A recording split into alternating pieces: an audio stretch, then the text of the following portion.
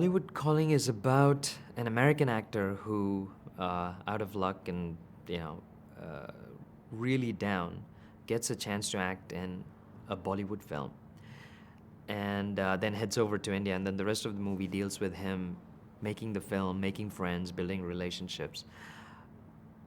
I chose Bollywood as the backdrop because, as you're aware, it's one of the largest film industries in the world, and to such a great extent, it influences Indian culture. Cut it! Print! Good job, Pat. Fantastic, sir. Good. No safety? What? Manuji is here only for half an hour. I want 10 set ready. Sorry, what did you say? Not important. Day after, we are doing your song picturization. You will be singing and dancing around trees with... Yo, Prasad, we forgot to do screen test. I chose to do the movie in English because, ironically, English was the language I grew up speaking the most. Being from a Telugu household, I spoke Telugu at home, but we also spoke a large dose of English. And my dad moved around a little bit when we were kids, so English was always my first language. I still can't read or write Telugu, my mother tongue. But, I learned to read, write, and speak English all the way from when I was a kid. So I chose to make the movie in the language that I was most comfortable in, which was English. And no, Subra, I can't just give the expression and say the dialogue. Big. Everything's got to be big. I try to be subtle, but everything's got to be big. We're yelling every line. Most of my films shoot like a Hollywood film, a Western film. So, in keeping with that, we're always on time, we wrap on time. All my films have come in under budget. So when Pat came to shoot, he basically came to the set of, loosely put, an American film but set in India.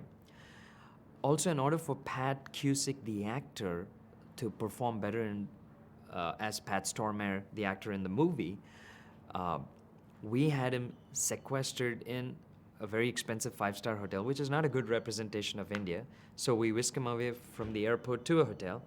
He lives in the comfort that he's known at home.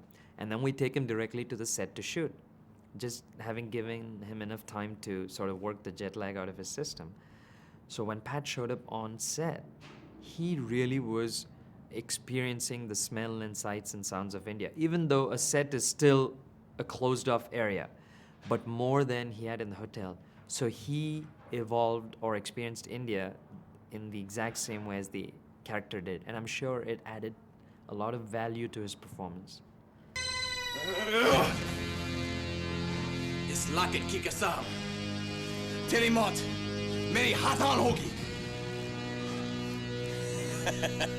कुत्ते मैं मौत से नहीं डरता. He learned Hindi phonetically.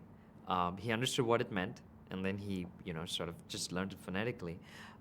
There were problems when Pat would try to communicate with the crew, so it was either my assistant director, Lahe, or myself who constantly had to be a medium through which he could translate and vice versa. So, yeah, we did have a few problems, plus the accent. But I think eventually everyone sort of got used to each other and things became a little smoother. Zaban Samhal. Watch your tongue.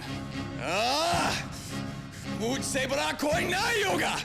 Having an American actor as the lead in Bollywood Calling helps me to reach out to a global audience faster. But when I wrote the script, the intent was not to market the film better. It was to actually show the divide between East and West. So I made my protagonist an American actor. Having said that, it is really an advantage because the way things are set up right now, just a purely 100% Indian film is fairly hard to sell.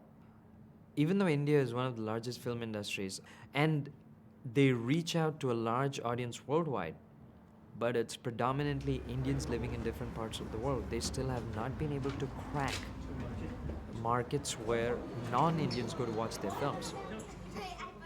English films have, in a certain way, opened up the filmmakers to do different things, to tell different stories, which I personally think didn't exist before, because whenever you made a Bollywood film, in some form or fashion, I'm not saying there have been plenty of exceptions to this rule, you had to conform to a certain way of making a film or about a certain topic. And I think that doesn't exist anymore. As we see more films in English, I think the topics are just going to get so widespread and will move away from a typical romantic comedy or, the thriller genre or something. You might actually see different kinds of films.